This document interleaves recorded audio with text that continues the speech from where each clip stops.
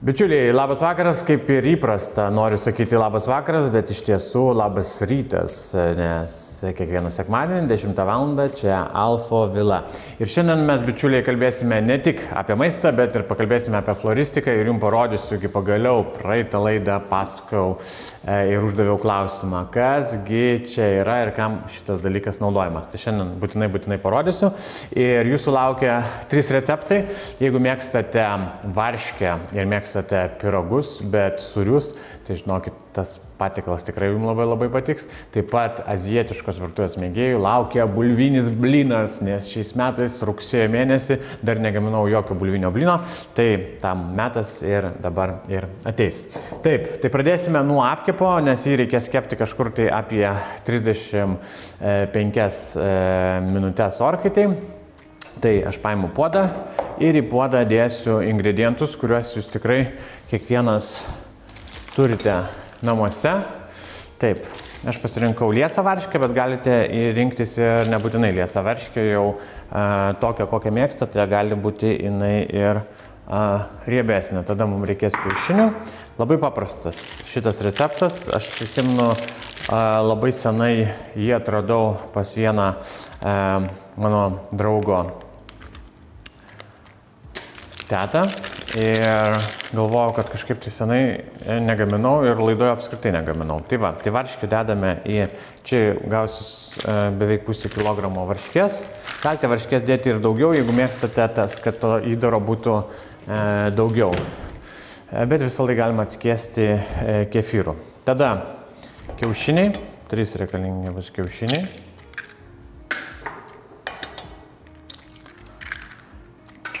Jis ypatingai skanus ir atšalęs ir galite valgyti, išsinešti ir į darbą ir ragauti su salotomis, galite vieną valgyti kaip nori. Tada čia mums reikės, galite dėti ketverių pipirų mišinio. Aš jį labai mėgstu, todėl kad daug skonio, ypatingai rožiniai pipirai čia prie, kadangi dėsime daug žolių, labai skaniai čia tiks. Taip. Ir aišku, nepamirškite rinktis kokybiškus pipirus, nes jų reikės tiesiog jums mažiau ir visas patikalas kvepės stipriau. Taip, ir dabar čia pilu kefyro, šiek tiek ir po to įpilsiu daugiau. Ir su virtuviniu smulkintuvu mes viską sutrinsime iki vientisos masės. Viskas labai paprasta, žinokit. Taip, 1, 2, 3 ir trinam.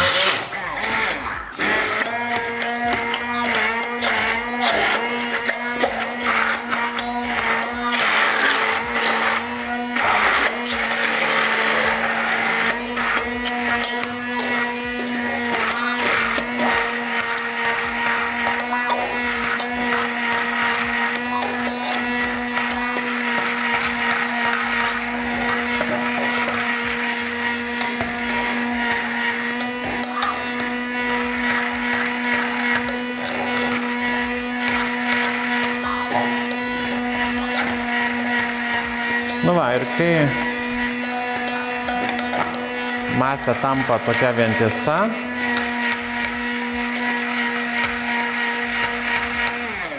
mūsų darbas padarytas, tiksliau už mus tą darbą padarė. Taip. Ir dėsim čia. Taip, dabar dar šiek tiek kefyro daugiau. Reikia įpilt. Taip. Ir tiesiog su šaukštu viską išmaišom ir įdėsim dar įvairiausių žolių papildomai. Nu, tai va, masė turi būti tarsi gamintumėt varškės apkepą, bet čia ne varškės apkepas. Kiaušinis padarys tą visą darbą, kad mums sutirštins. Ir dabar mums reikės žolių. Tai va, iš daržo parinkau kuokštą įvairiausių 4 skirtingų žolių. Čia yra, tai yra bazilikas. Baziliko neimkite tą storą dalį. Ją galite į aliejų, pavyzdžiui, sutrinti, nes bus neskanu tiesiog valgyti. Taip, kuo daugiau čia žolių įdėsite, tuo bent man jau skaniau. Jeigu nemėgstate, pavyzdžiui, žolių, galite dėti, čia labai tinka irgi špinatai.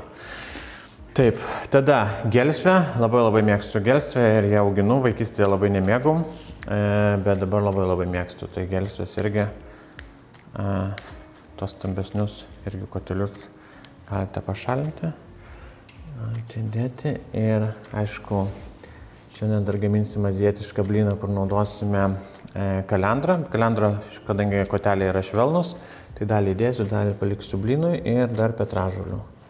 Bet čia dar slepiasi petražolės, kurios panašios į gelsvę, bet ne. Taip, ir viską sukaposiu. Galite, aišku, daryti tą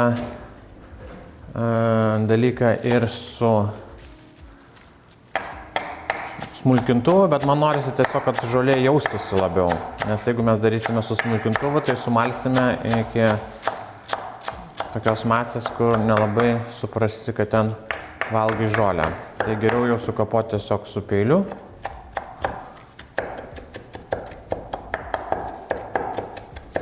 Na taip pat čia krapai tinka, bet aš kažkaip tai visą laiką, jeigu dedu kalendrą, tai krapų nededu.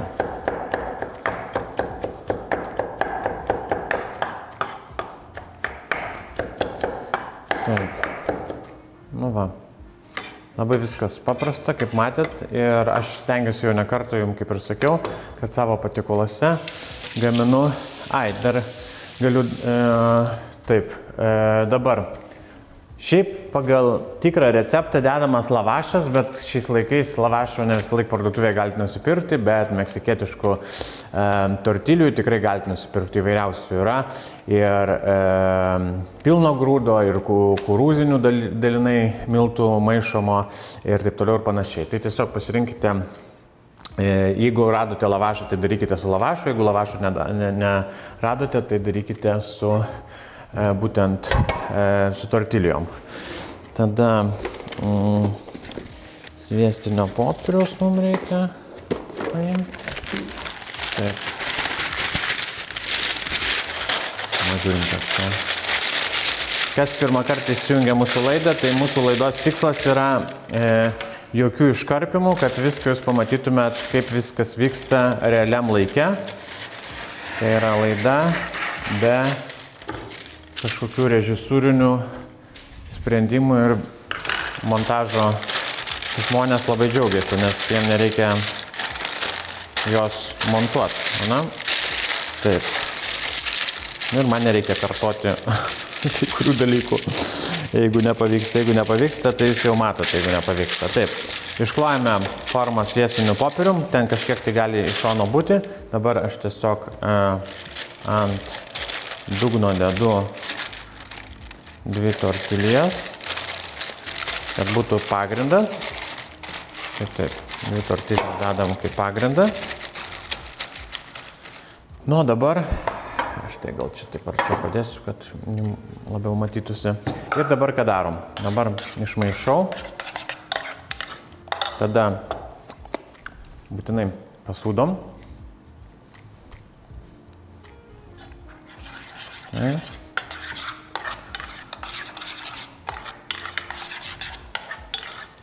Ir dabar dedu taip. Mūsų varškės masės. Taip. Žalumynų. Ir patarkuojam, dar naudosiu Germano Tilsit sūrį, kuris puikiai lydosi.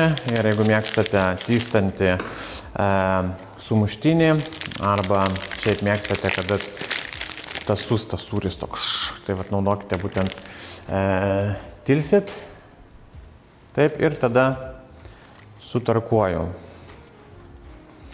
Čia sūrio mums reikės gal ir viso gabalo. Jeigu mėgstate ne tiek daug sūrio, tai sūrio galite dėti mažiau. Bet kadangi aš mėgstu, tai mes sutrinsime jį čia visą. Labai skanus šitas pyragas ir kaip ir sakiau, kaip ir šaltą galima valgyti, kaip ir žinot, jeigu skani pica, tai jinai ir šalta skani. Bet aišku, šiltas Jį tik ne karštą reikėtų valgyti, o būtent, kad labiau su visi ingredientai susigulėtų. Taip. Ir tada dedu, taip, štai barstau sūrio. Dabar su kita tortilė tiesiog štai taip suplėšom ir dedam suplėšytą į vidų, kad nebūtų čia jokios lazanijos. Tada vėl mūsų varškės masės.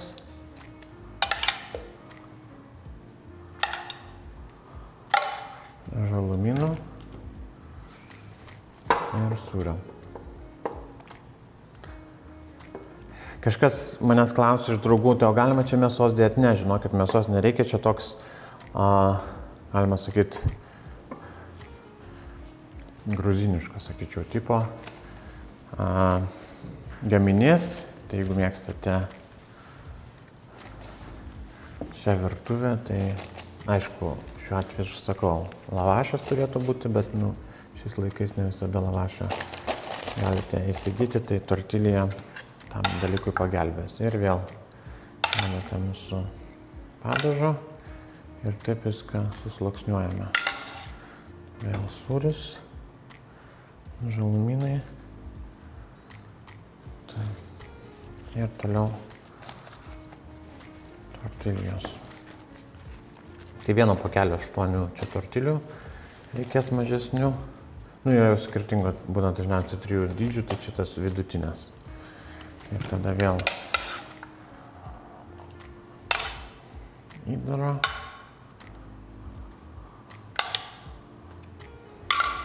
Taip. Sūris.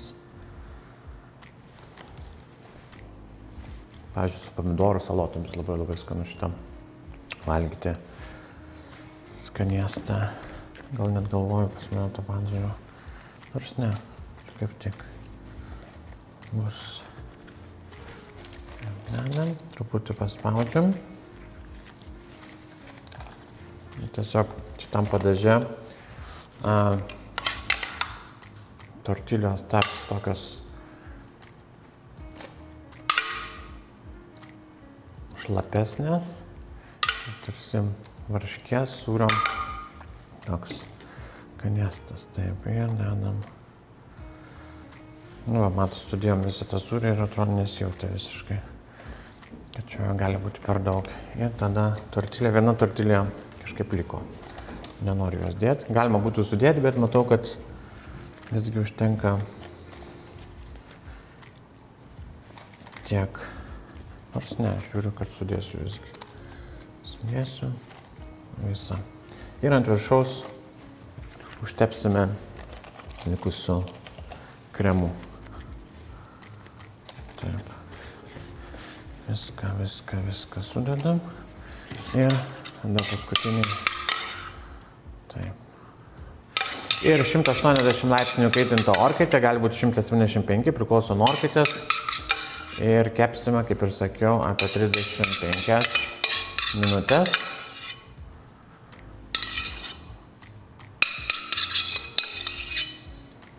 Taip, ir išlygime.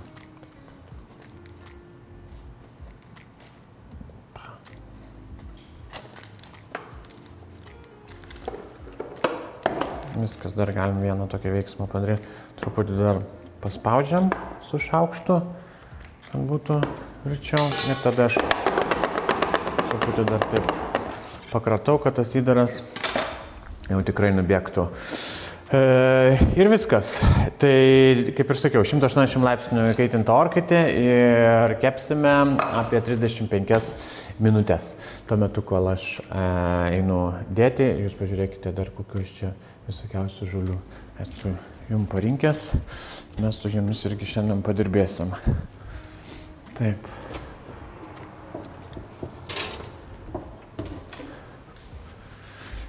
Taip. Jau minėjau ne kartą jum, bičiuliai, bet dar kartą noriu paminėti, kad labai dažnai virtuvėje būna nešvara ir šiukšlių kibiras labai smirdi. O žinot, kodėl tai vyksta? Nes dauguma žmonių neturi, ką aš turiu. Aš šitoj plautuviai, žiūrėkit, aš viską beriu į plautuvę, visus likučius, kuriuos galima dėti. Ir, va, pavyzdžiui, čia yra sistema, zylė sistema, tai yra visų nešvarumų ir liekanų smulkintuvas. Pavyzdžiui, lieka jums poro gabaliukas, kokį atsinešiau daržo, tarkim, jau jį nenaudojat, nors aš jums rodžiau, kad jį galime irgi panaudoti. Lieka kiaušinio lukštai, jeigu šuns, tarkim, neturite, nes šuniui yra labai gerai kiaušinio lukštai, labai daug kalcio ir jūs tiesiog viską sudedat štai taip, nebūna tų atliekų, arba ten arbūzą suvalgėt ir liko, galiu parodyti iš karto arbūzą, tarkim, turit arbūzą, atpjovėt jį, skaniai suvalgėt. Dabar aš turėsiu suvalgyti. Ir žinot, agurko, arbūzo žievelė lieka. Labai mėgsta jos musės. Aš tiesiog įgrūdu čia, paleidžiu vandens, įjungiu mygtuką ir viską. Zylės smulkintuvas man sumala ir viskas pasišalina kartu į kanalizaciją. Ir viskas. Tokiu būdu jums nereikia papildomą turėti kibiro. Aišku, kažkas tai deda į kompostą tokius dalykus, bet ne visi turi galimybę tokią. Tai puikus būdas namuose palaikyti švarą, tvarką ir šiukšlių kibirą, kuris nesmirda. Taip pat galite, priklauso nuo galingumo, bet lygiai taip pat aš malu vištienos kaulus, lieka nuo kažkokių tai vaisių, dar kažkokių dalykų, viskas, ta prasme, keliauja ten, kas keliautų šiaip į šiukšlių dėžę. Gerai, dabar keliaujame prie kito patiekalo. Kitas patiekalas yra būtent kol kepa mūsų apkepas. Jums noriu parodyti, kaip pasigaminti namuose labai skanų azijietišką bulvinį blyną. O bulviniui blynui pagaminti, aišku, reikės bulvių, reikės tarkos. Tai pirmiausia, irgi parodysiu jums tą visą procesą su bulvių skutimu. Turiu čia savo lentelę iš šono padedu. Turim bulves ir turime skustuką. Tai tiesiog su skustuku, tiesiog į kriauklę, nes dažniausiai irgi kai kurie žmonės į kriauklę tą dalyką daro, bet po to iš kriauklės reikia į šiukšlių kibirą viską išmest. Tai čia tiesiog aš darau viską savo kriauklėje. Kiek vietos užima būtent smulkintuvas, tai maždaug, sakyčiau, apie 30 cm. Tai turėkite omeny, kad dažniausiai ten stovi šiukšlių kibiras, bet visą laiką galite tada kvadratinę turėti šiukšlių kibirą ir taip sutalpinti vietos. Nes vietos šitam daiktą apačioj vis tiek reikia. Tai tarsi mini toks kaip kombainas. Taip. Kadangi pas mane yra visiškai užslėptas, tai aš jums ir šiaip parodyti jo nelabai galiu. Bet reikia įsivaizduoti, galite nueiti į internetą ir drąsiai pažiūrėti, kiek jis ten užima vietos ir ar pas jūs telpa ar ne. Dažniausiai visą laiką telpa po kriauklę, tik tu turėkite omeny, kad reikės paruošti 2 mažesnius šiukšlių kibirus arba 1 kvadratinį. Viskas. Tai ką aš darau, vėl nuleidžiu viską čia, ir va dabar įjungiu ir aišku, nekiškit giliai pirštų tam, kad nieko jums neatsitiktų. Ir viskas. Ir iš esmės reikėtų kišti su pirštais ir tada tik jungt, bet kad jums parodyti, tai noriu čia to. Viskas. Paprasta, lengva ir labai patogu. Vienas turbūt po indaplovės, kuri atsirado pas mane turbūt prieš kokių 20 metų, tai gal daugiau, prieš 25. Tai šitas daiktas, man atrodo, yra numeris 1 po indaplovės.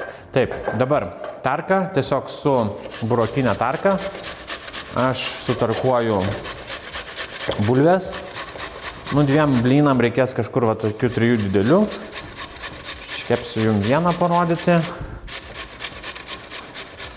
šitam bulviniam blynui reikia būtent tarkių. Netinka būtent, aš jau jums nerodžiau, nekartą rodžiau, kad galima sutarkuoti ir per zylę plaktuvą, smulkintuvą daugia funkcinį, bet šitam reikalui aš naudoju tiesiog rankinę tarką ir noriu jums parodyti, kad kiekvienas jūs galite tą dalyką pasidaryti ir įsikepti. Taip. O bulvinis blynas, žinot, aš be bulvinio blyno, turbūt šiaip galėčiau gal pasakyti, jeigu kažkur tai nekeliauju ir tai nėra Europoje ir nėra galimybės suvalgyti bulvinių blynų, arba bent jau kažko panašaus, tai šiaip esu turbūt priklausomas ir kiekvieną mėnesį tikrai bulvinius blynus gaminu, arba bent jau valgau, tai tikrai, kaip ir sakiau, nebent kelionėje kažkur tai Azija, kur yra toks, gali būti bulvinis blynas, kurį jums dabar ir parodysiu. Taip, tuo metu, kol šiek tiek nusistovės sultis, jeigu jų čia bus, pažiūrėsime, bet mes įspręsime šitą dalyką, tai bulvė bet kokia čia tiks. Dėsime į šitą blyną dar, aš turiu imbiero ir šitakį grybų. Reikės šitakio grybų, jų yra visus metus, duos papildomą tokio labai skanaus azijietiško poskonio ir mes jį supjaustome tokiamis pailgais tokiais ilgom juostelėm.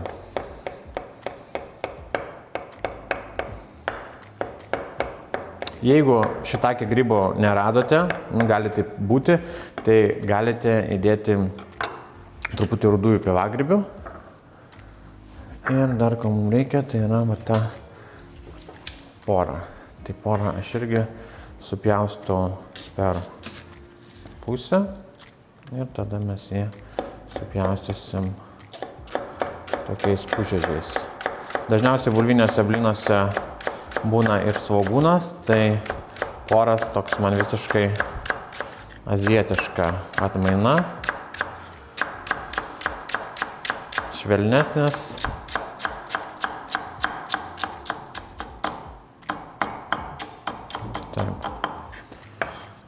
Taip, ir labai svarbus ingredientas iš šitos blynos, tai yra imbieras. Tai imbierą arba su šaukšteliu galite nuvalyti, nors man tas su šaukšteliu valymas visą laiką toks yra, kur keistas dalykas. Šiaip valosi, bet aš darau su peiliu. Dabar tik tai padarau, kad jeigu kažkas tai nematė, nežino, tai parodyti, kad su šaukšteliu irgi galima valyti, bet šiaip aš esu peilio fanas. Su peiliu nusivalau, bet jeigu kažkas tai dar nematė ir nori išbandyti su šaukšteliu, tai gali padaryti. Taip, šitą pusę nevalau, nes dažniausiai po to įdedu į kokį nors sultinį. Taip, ir tiesiog su maža tarkute sutarkuojame vieną šaukštelį tarkuoto imbiero turim gauti.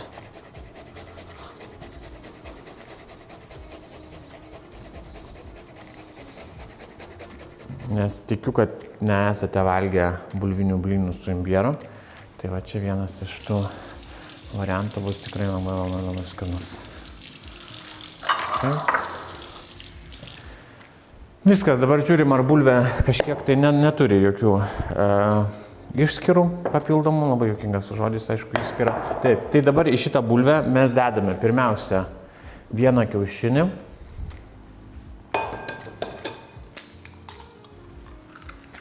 Taip. Ir dar noriu įdėti kelis prieskonius. Bet prieskonius mes dar susitrinsim. Taip. Taip, aš paimu grūstuką ir čia dedu kmyną. Šiaip kmyno azijietiškam variante nėra, bet man labai patinka ir labai skanu. Tai dedu kelis kmynus ir kalendros. Gali būti malta, gali būti grūdeliais, kokią radot. Tik tai, kaip ir sakiau, dar kartą rinkitės kokybiškus prieskonius tam, kad jų reikėtų sunaudoti mažiau. Ir tiesiog pagrūdu.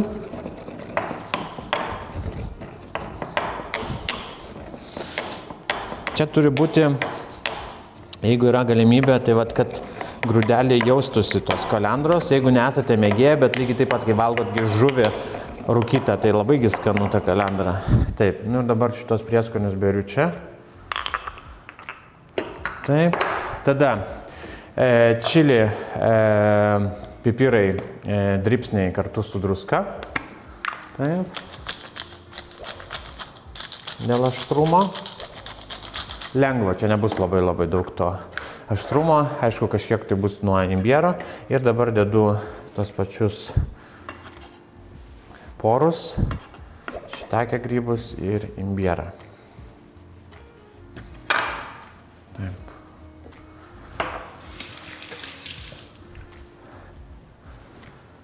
Ir dabar viską pamaišysime. Aišku, prieš tai aš turiu apsivalyti, kad po to nesakytumėt vėl, kad nors aš pakankamai švarus laikęs. Virtuvėje. Taip, gerai. Ir dabar dar vienas ingredientas, ką mes čia turime įdėti dėl umami skonio, tai yra sojos padažas. Sojos padažą mes gaminsime iš sojos padažo, iš aštraus padažo ir majonezo padažą prie šitų blynų, bet ir sojos padažo irgi reikia iš tuos blynus, o pakaitinus atsiskleidžia dar skaniau ir visas tas umamiškumas. Dabar tiesiog su pirštais aš išmaišau viską. Taip. Tai jeigu esate bulvių mėgėjai, tai tikrai šitas patikalas jums labai patiks. Jeigu esate bulvinių blynų mėgėjai, kažką nustebinsit, ne tik su spirgučiais su grietinė variantas. Taip. Labai skanu toks grybai bus grybiškas, kadangi ir sojos padažas turi tą grybišką tokį poskonį ir šitake grybai. Labai skaniai čia viskas bus. Ir dėl viso pikto visą laik įdedu 1 šaukštą miltų, nes tokį gerą kupiną, nes neaišku, kokios visą laik kartais bulvės būna, tai kad tikrai iškeptų ir būtų trašku ir suliptų, tai miltai mums čia truputį padės. Nu ir originaliam recepte irgi miltai dedami. Viskas. Aš paruošiau tešlą, kurią galime dabar bus eiti ir kepti. Dabar galime keltis į kitą virtuvės dalį. Jungiu keptuvę. Naudoju beje savo mėgstamą zylę keptuvę, kuri yra nepridegančio paviršiaus, labai patogu kepti ir blynus, ir kotletukus, ir visus dalykus, kur bijot kažką tai prikepti. Tada galite naudoti rapsų arba saulėgrąžų aliejų. Nepamirškite atidaryti jo. Taip. Be šitam aliejui yra papildomai dar vitamino E. Taip. Ir pilame čia kokius 3-4 šaukštus, kad pasidengtų visas taip paviršius keptuvės. Taip. Taip. Ir čia jau kaip norėsit, galite vieną kepti blyną, vieną didelį, ką aš ir darysiu. Taip rizikuojate, aišku, laidoje, kur yra be montažo, jį neapversti, bet, kaip sakoma, aš esu drąsus ir žinau, kad jeigu taip nepavyks, tai jūs man atleisit. Taip, nu ir va, kai tik tai pradeda aliejus jau gerai kaisti, tada sumažinome kaitrą ir dedame mūsų 2 gal kepsim tokius, ne? Vidutinius blynus. 1. Ir dedame čia 2.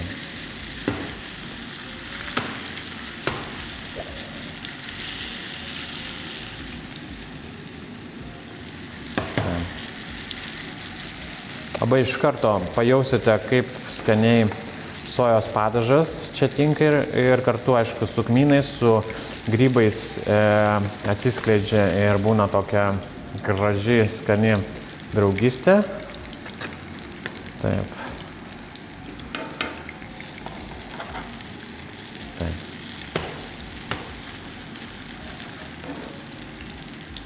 Na, dabar jau reikia kantrybės, tegul jie čia kepa skaniai.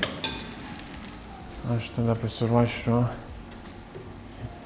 lėkštę, ant kurio mes dėsime juos.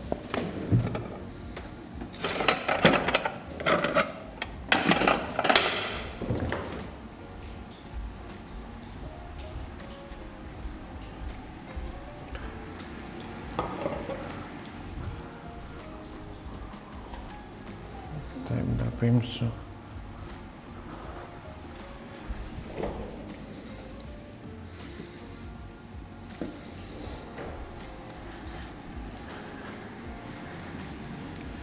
Paimau, galite naudoti virtuvinį rankšluostį, bet aš tengiuosi, jeigu yra galimybė, mažinti virtuvinio rankšluosčio naudojimo, bet šiaip visą laiką dar patogu ir ne visą laiką pavyksta, bet, tarkim, visą laiką galite įdėti ir šiais laikais tikrai išsiskalbia visi riebalai. Tai va, tai ir kepame kažkur tai ant daugiau negu ant pusę vidutinės kaitros ir šalia, kol kepame, galime pagaminti dar padažą, o padažą mes gaminsim štai šitų ingredientų, tuo aš pasiruošiu juos.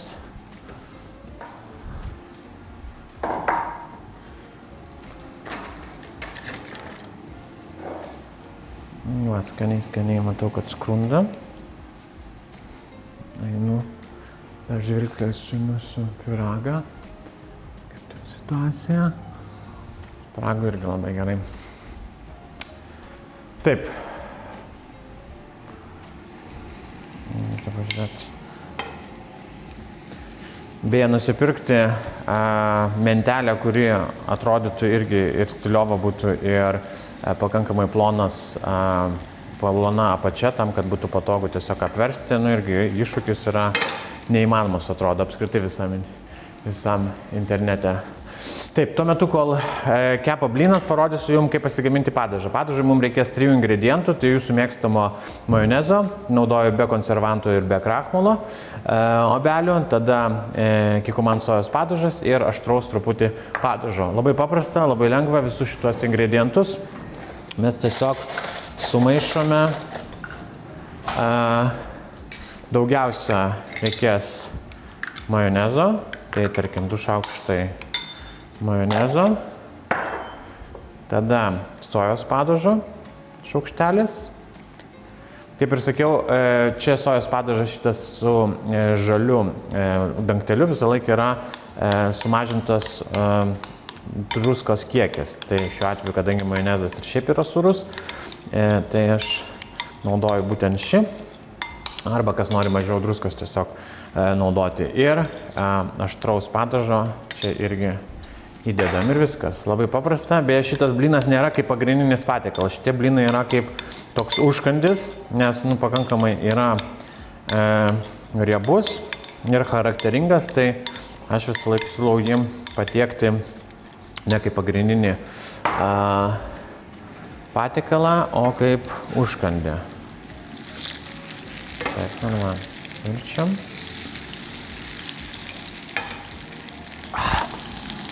Labai skaniai kvepia, bet aš šitą dalyką žinau, bet turbūt žinosite ir jūs. Taip, ir dar vienas dalykas, ką jums noriu šiandien parodyti, kol kepam blynus, mes pasidarysime labai skanų kokteilį. Ir kokteilio sudėtyje irgi naudosime sojos padažą, nes visiems atrodo, kad sojos padažas yra tas dalykas, kurį galima naudoti tik tai patiekalam, bet žinokite, ne. Taip, tai ko mums reikės? Mums reikės vyno, naudoju uogų vyną, o tiksliau čia yra obuolių svarainių, alkoholinis vynas. Taip, jo pilu. Tada reikės granatų sulčių, šitas sultis yra papildomai su vitaminu C. Nealkoholinis kokteilis, kuris gali nustebinti visus tuos, kas nori būtent atsigaivinti. Tada truputį cukraus sirupo ir angustūros biterio dėl tokio aštrumo ir truputį kartumo, kokius 6-7 lašus. Tada atnešiu Tada atnešiu ledukų.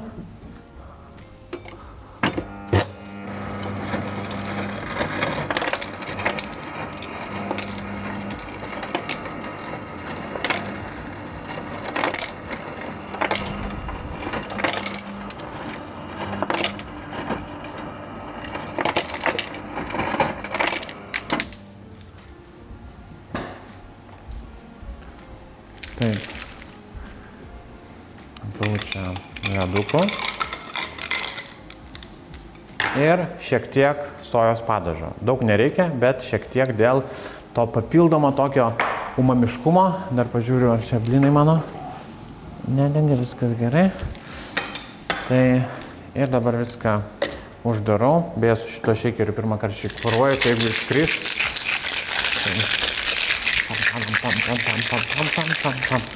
Viskas. Ir dabar tiesiog stiklinę turiu, tai stiklinėje yra granatų sultis ir čia gerai būtų dar įdėti ledukų. Galima tiesiog štai ledukus tos pačius panaudoti. Labai skanus. Tikrai visi klausia, ką tu čia tokio įdomaus esi ten įdėjęs. Tada galite papuošti papildomai kažkokiu tai geležiedų ir viskas. Beje, sojos padažas šiek tiek padeda būtent putoti, tai automatiškai organiškai padarote kokteilyje putą. Man labai skanus ir toks įdomus skonis, bet įdomus gerąją to žodžio prasme. Tai būtinai, bičiuliai, pabandykite pasigaminti ir išbandyti savo namuose. Viskas, mūsų blynas tiek vienas, tiek kitas iškeptas, bet aš įdėsiu dar porą kept. Taip.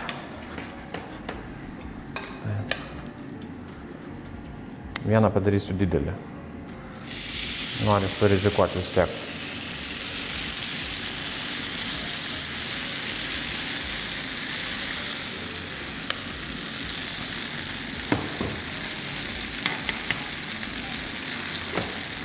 Taip, svarbu, nekepkite ant labai aukštos temperatūros, bet irgi ne ant labai žemos, tam, kad nepradėtų troškintis, o nekepti. Tai realybėje va toks turėtų būti blynas, bet jeigu norite apsisaugoti, kaip ir aš truputį apsisaugau, tai iškepiau du mažesnius. Taip, galime keliauti, nors gal šitas jums parodysiu, kaip jis realiai valgomas, tai serviruojamas, tiesiog dedate blyną, kol kas naudokime vieną, ant viršaus, dažniausiai per tokį, kur būna padažas pilamas, jis uždedamas, tai, bet mes galime padaryti tokius mini lašelius per visą blyną,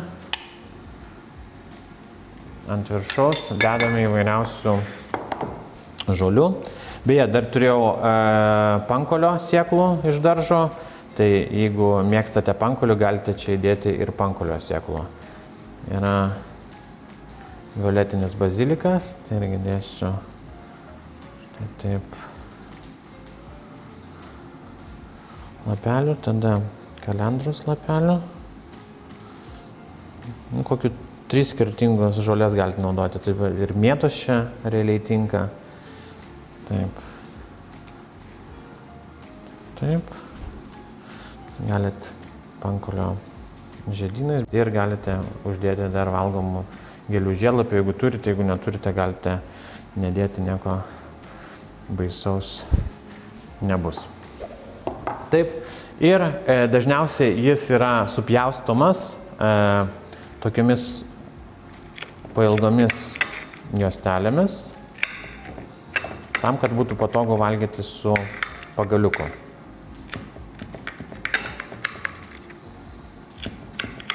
Atnešat grožį, po to supjaustot jį ir dar gali būti ir skersai dedamas, tam, kad kai imsite su pagaliuku, aš dar vieną akim pažiūriu, kaip tas mano blynas, kad kai valgysit su pagaliuku, kad patogu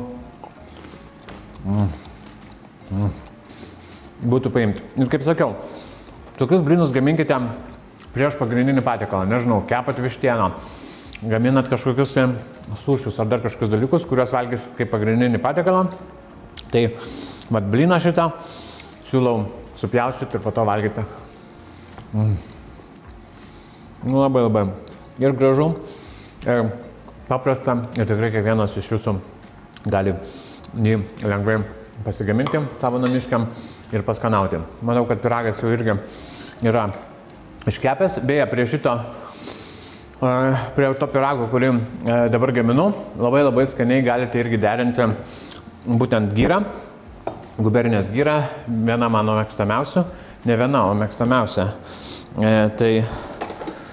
kuri gaminama iš tikros duonos ir specialiai jinai skrudinama tam, kad išgauti tą poskonį. Tai va ta pyraga, kurį mes tikrai iškepiam, jį galite skaniai tikrai patiekti su šita gira. Nu ir dabar abrakadabra, opa, nu va, apsivertė, ne? Tai va realiai toks didelis blynas 2 žmonėm, tai juos iš šitos tešlos galite iškepti 4. Tai pavalgyti galite, nu aišku, visą laiką norėsis kartoti, dar tą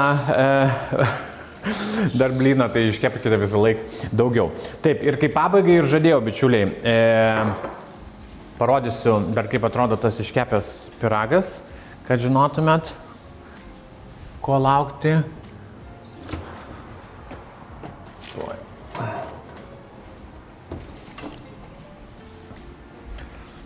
Nu va, jis atrodo taip iškepęs ir būtinai dabar dar nevalgykite, jį valgykite, kad jis pravėstų. Jį valgyti reikia šiltą, o ne karštą, tada lengvai pjaustysitės ir lygiai taip pat ir šaltą jį galite valgyti. Labai skanus, labai fainas, labai paprastai pagaminamas ir kaip ir sakiau, labai skanu derinti su būtent gėrimu, kuriame yra duonos, nes čia irgi meksikietiška duona, tai labai siūlau derinti prie šito. O prie blyno mano kokteilį gali derinti. Ir pabaigai, kaip ir žadėjau, pakalbėkime truputį apie floristinius dalykus.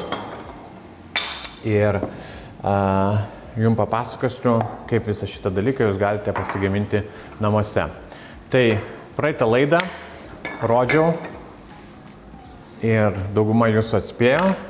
Tai yra specialūs. Internete jūs galite įsigyti tokie vinukai, padėkliukai su vinukais, labai yra sunkus ir jis dedamas į kažkokią lėkštutę, kur norit padėti, įpilat kažkiek tai vandens, įpilat vandens, įdedat tą daiktą, pavadinkime daiktų ir po to dėliojate, ką jūs norite dėlioti. Tarkim, yra gėlė, kurią jūs įkišat ir jinai stovi. Nes nereikia kažkokio tai papildomo dėklo tam, kad jinai atsistotų. Ir tokiu būdu jūs galite komponuoti kompoziciją, kokią norite. Čia lygiai aš komponavau iš dalykų, kuriuos radau darže, pradedant nuo mėlynųjų dobilų, baziliko, tada verbenos, azijietiškos žolės. Taip pat lygiai taip pat va čia įstačiau žolė, tiksliau gėlė, kuri jau yra nuvytusi, jūs nukarpote juos visus šonus ir lygiai taip pat panaudojate. Tai kebanos menas, jūs galite jį daryti, kurti kaip tik tai norite, tik aš visą laiką jums sakau ir patariu, kad kai pradedate tą dalyką daryti, visą laiką rinkitės vieno atspalvio geriau gėlės. Kai aš šiandien pasirinkau rudai violetinius žiedus ir šiek tiek lengvai rožinio, tam, kad finale ta kompozicija būtų labiau organiška. Ir iš čia mums parodyti, kaip atrodo įsmeigtos. Kai kur gali būti ir į šoną įsmeigtas, kai kur tiesiog reikia, kad pripilta būtų vandens tam, kad visos gėlės matytųsi. O jau indelį galite pasirinkti kokį nori. Ar kad jis matytųsi, ar labiau persišviečiamas būtų, bet šitos adatėlės labai padeda padaryti fainus dalykus ir kompoziciją, kada jums reikia, kad būtent ta gėlė stovėtų arba pakreipta būtų į šoną, į kairę arba į dešinę. Viskas, bičiuliai, nepamirškit man rašyti, ko norite Alfa Vilo laidoje labiau pamatyti. Ačiū, kad šį rytą praleidote drauge ir kaip visada mes pasimatysime jau kitą savaitę. Ačiū, kad buvote ir nekantrauju vėl su jumis pasimatyti. Gero visiems šeštadienio, o tiksliau sekmadienio. Čiau.